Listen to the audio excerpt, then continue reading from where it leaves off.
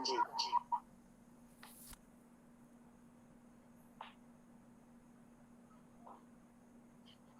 ओम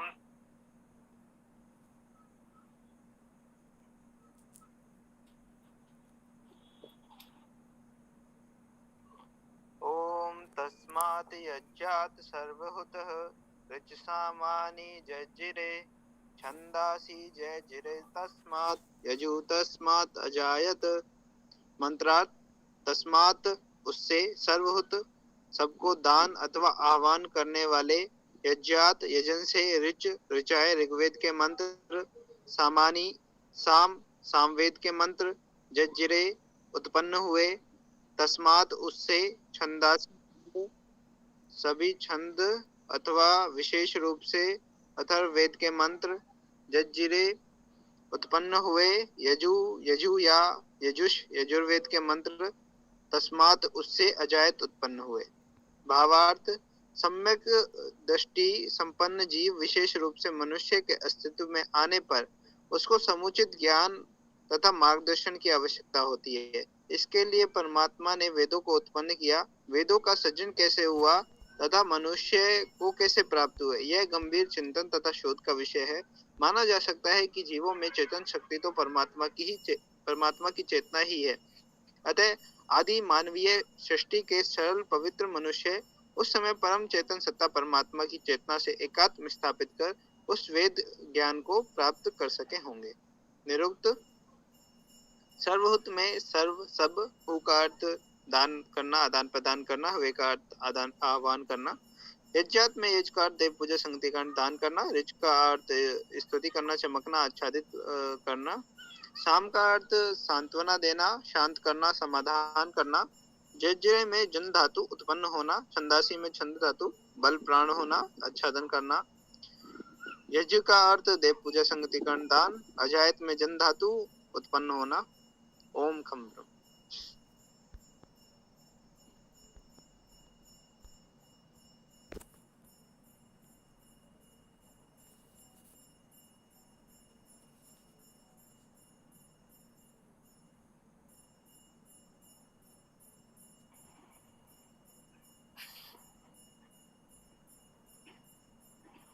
ओम खम ब्रह्म।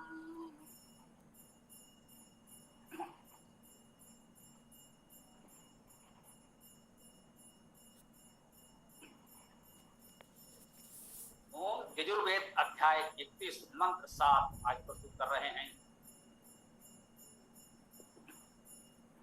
ओम तस्मात् यज्ञात् सर्वहुता ऋचा सामानि जयजिरे छंदांसि जयजिरे तस्मात् यजु तस्मात् अजायत। इससे पूर्व मंत्र में कहा गया था तस्मात् यज्ञात् सर्वहुता संवृतम प्रसदाज्यम पशुम तान चक्रे वायव्यान आरण्याग्राम्या चये। उस यजन से, उस सर्वभूत यजन से विविध प्रकार के पशु उत्पन्न हुए, ऐसा पिछले मंत्र में कहा गया। अर्थात ये सृष्टि सृजन हो रहा है, उसके लिए किसी यजन को बताया जा रहा है कि यजन से उत्पन्न हो रहे हैं। तो यजन क्या है, यह यहाँ पर हमारे लिए जानना समझना महत्वपूर्ण हो जाता है।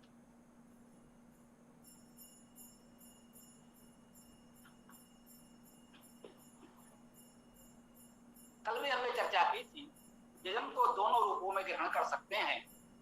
एक तो ये माने, बहुत से विद्वानों ने माना है, स्वीकार करते हैं, कोई नहीं है, मान सकते हैं, परमात्मा के गुणवाची अनंत नाम वेद में स्वीकार किए गए हैं। तो यह यज्ञ अथवा यजन भी उस परमेश्वर का गुणवाची एक नाम है। अर्थात तस्मात् यज्ञात् सर्वहुता, उसी यजन से अर्थात उस परमात्मा से उत्पन्न हुए, ऐसा भी कह सकते हैं। और वह परमात्मा परमेश्वर जो ये सृष्टि रूपी यजन कर रहा है, उससे ये सब कुछ उत्पन्न हो रहा है, तो ऐसा भी मान सकते हैं, दोनों ही मत हमें स्वीकार है। यजन से उत्पन्न हुए ये शाब्दिक अर्थ है, वो यजन का भावार्थ परमात्मा को ग्रहण कर सकते हैं अथवा परमात्मा सस्वरूपी यजन कर रहा है वो ग्रहण कर सकते हैं, अथवा जो साधक उपासक यजन करने वाले हैं वह भी ग्रहण कर सकते हैं कि ये सब कुछ हमको उनके माध्यम से प्राप्त हो सकता है। बहुत से मंत्रों में ये तीनों ही भावार्थ ग्रहण किए जा सकें अथवा न किए जा सकें। मुख्य बात यह है कि जो शब्दार्थ है, जो धातुज अर्थ है, वह तो सदा सर्वदा एक सा रहेगा ही। तो इस मंत्र में कहा जा रहा है कि तस्मात् यज्ञात् सर्वभूताः, उस सर्वभूत यजन से, तस्मात् उससे, यज्ञात् यजन से, यज्ञ धातु कार्य देव पूजा संगत करण दान हम सब जानते हैं। सर्वभूता सब कुछ आहुत कर देने वाले, सब कुछ दान करने वाले, उसका अर्थ हुआ कि उस सब कुछ दान करने वाले यजन से ऋचा सामान्य जज्जिरे, ऋचा ऋचाएं स्तुतियां अथवा ऋग्वेद के मंत्र, सामान्य सामवेद के मंत्र, साम उत्पन्न हुए, जज्जिरे उत्पन्न हुए, ये जल धातु का ही एक रूप है जज्जिरे। तो उस सर्वभूत यजन से ऋचाएं और साम उत्पन्न हुए, ऋग्वेद और सामवेद के मंत्र उत्पन्न हुए, छंदांश जज्जिरे तस्मात्, तस्मात् उससे छंदांश छंद उत्पन्न हुए। ये देखिए सभी बहुवचन में हैं, ऋचा बहुवचन में है, ऋचाएं बहुत सी हैं, हजारों हैं, तो बहुवचन में हैं, सामान्य भी बहुवचन में है, ये भी बहुत हैं, छंदांश भी बहुवचन में है, छंद बहुत से हैं। तो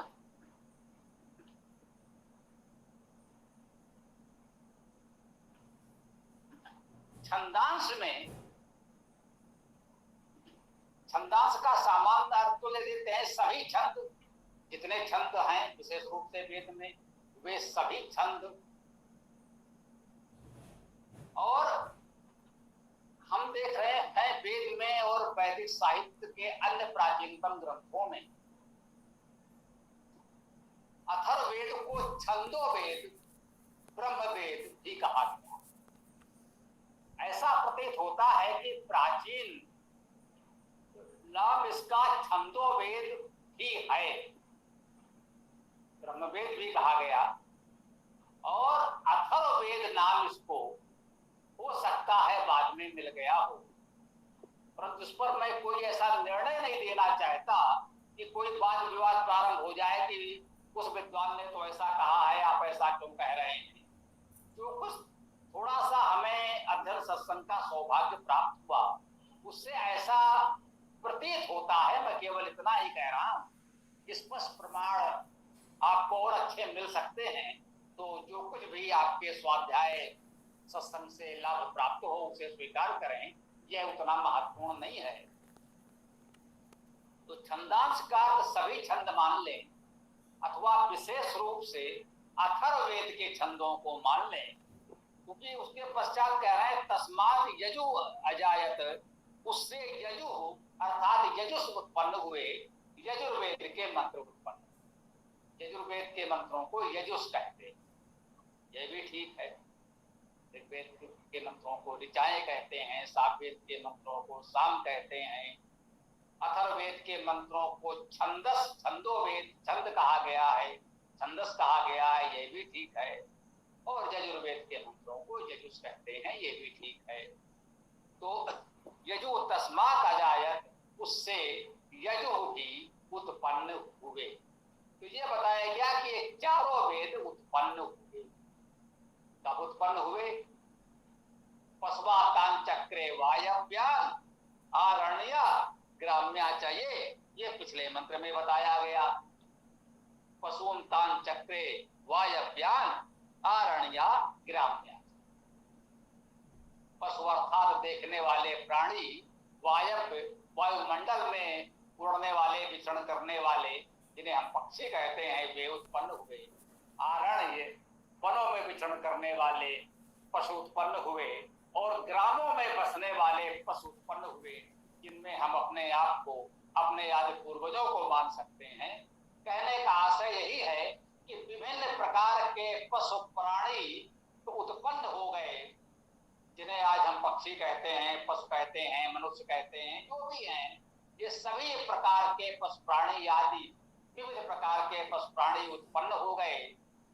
ये पृथ्वी जीवों के अनुकूल तैयार हो गई। मनुष्य का भी प्रादुर्भाव हो गया, जिसे ग्राम्य पशु कहा गया। गांवों में रहने वाला पशु, ग्राम्य क्षेत्र में, ग्रामों में निवास करने वाला पशु उत्पन्न हो गया। तो वो ग्रामों में रहने वाला पशु कुछ विचारशील हुआ, मननशील हुआ, मनुष्य कहलाया, और उसने अपने इस सामर्थ्य से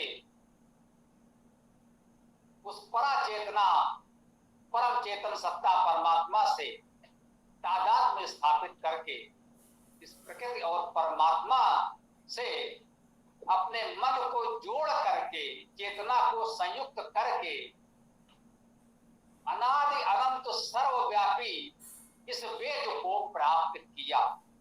ये हमारी परंपरागत आस्था मान्यता है वैदिक परंपरा में। आज आप सहमत या असहमत हो सकते हैं, आपको पूरा अधिकार है, क्योंकि वैदिक परंपरा में अंधविश्वास के लिए कोई स्थान नहीं है। हम ये मान रहे हैं कि एक सर्वव्यापी चेतन सत्ता परमात्मा अनादि है, और हमारी आस्था परंपरा ये भी कह रही है कि उस चेतन सत्ता परमात्मा में वेद भी स्वाभाविक है, सदा रहते हैं, उस चेतना में समाहित है, अर्थात वे भी सर्वव्यापक हैं, सर्वव्यापी हैं।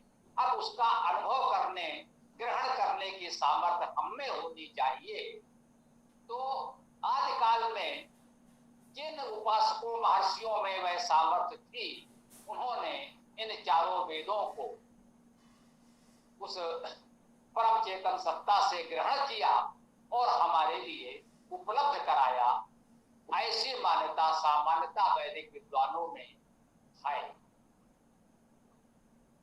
इस मंत्र में इतना ही कहा गया है कि उस यजन से ऋचाएं, साम, छंद और यजु उत्पन्न हुए, अर्थात ऋग्वेद, सामवेद, अथर्ववेद और यजुर्वेद उस यजन से उत्पन्न हुए।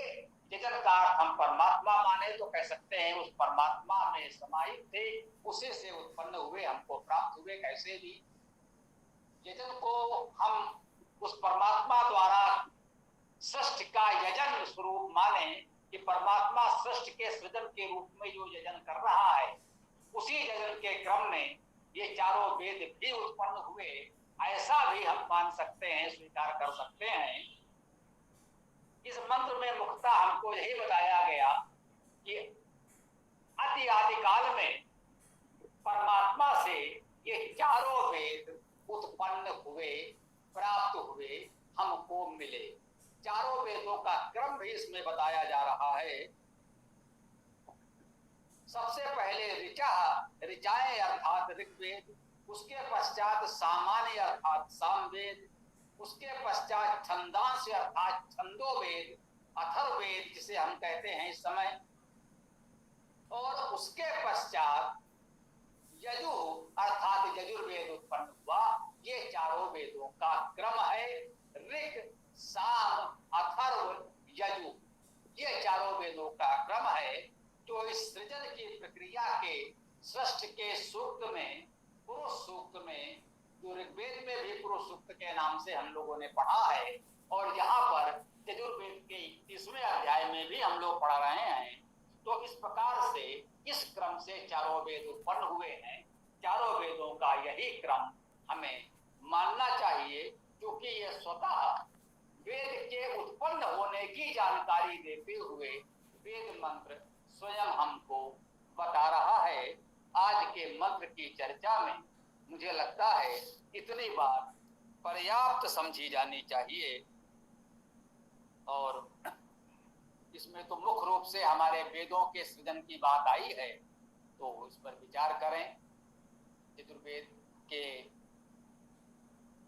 शिव संकल्प सूक्त में कहा गया है कि ये वेद हमारे मन में सदा प्रतिष्ठित रहते हैं, क्योंकि उस चेतन सत्ता परमात्मा में ये वेद अवस्थित हैं, और हम अपने मन जो उसी परमात्मा की चेतन सत्ता से ही चेतनवत कार्य कर पाता है, अन्यथा शरीर जड़ है, मन जड़ है, तो उसमें जो चेतना भास है, चेतन होने का आभास है, चेतन की भांति ये शरीर और मन जो कार्य कर पाता है वो उस परमात्मा की चेतना से ही कर पाता है, आत्मा की चेतना से ही कर पाता है।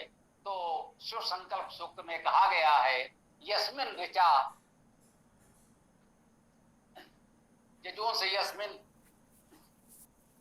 उसमें ये कहा गया है कि ऋचाएं छंद यजुष आदि हमारे मन में सदा सर्वदा प्रतिष्ठित रहते हैं,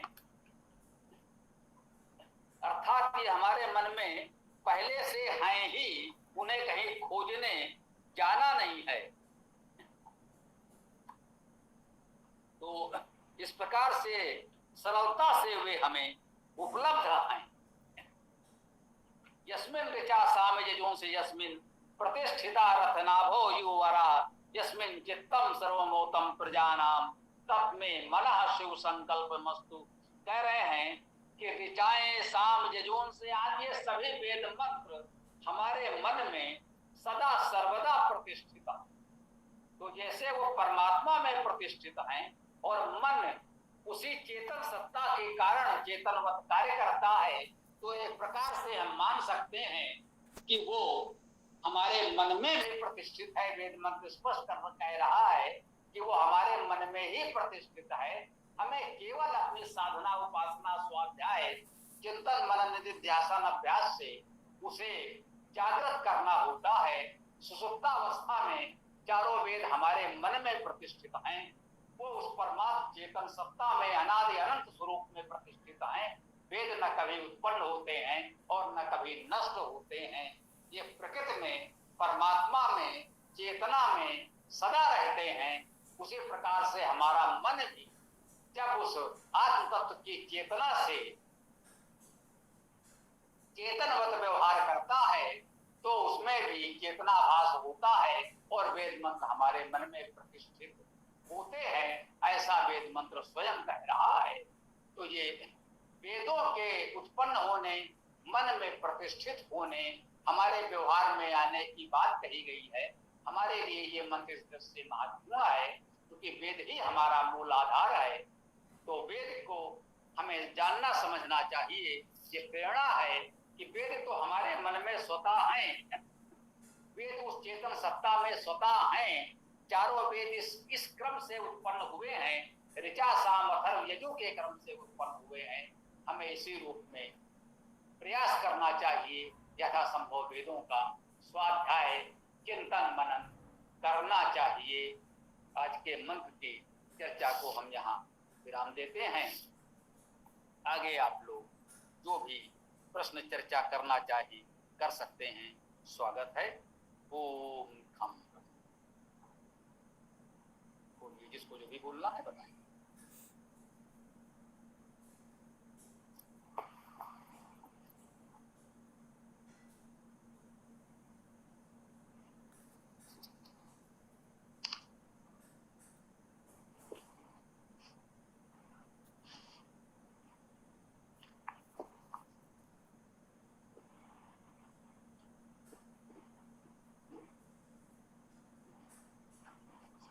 कि भाई किसी को कुछ कहना हो तो बोलिए, विराम नहीं होना चाहिए, अन्यथा यदि किसी का कोई प्रश्न नहीं है, कुछ नहीं कहना है तो समापन करें।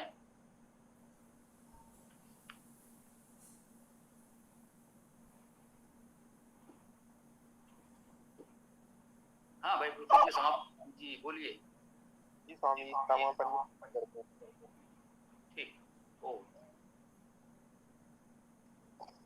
ओम यो असो आदित्य पुरसः सो असो अहं ओम खं ब्रह्म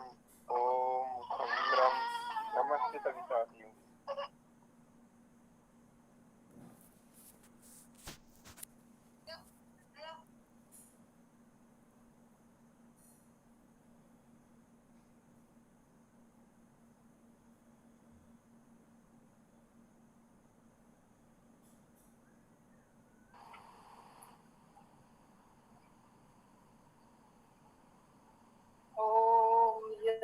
असो आदित्य पुरुषः सो असो अहम। ओम खम ब्रह्म, ओम खम ब्रह्म। सभी को सादर नमस्ते। ओम खम ब्रह्म। सबको सादर नमस्ते।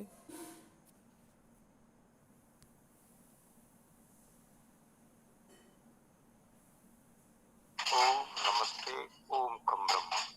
सभी को सादर नमस्ते।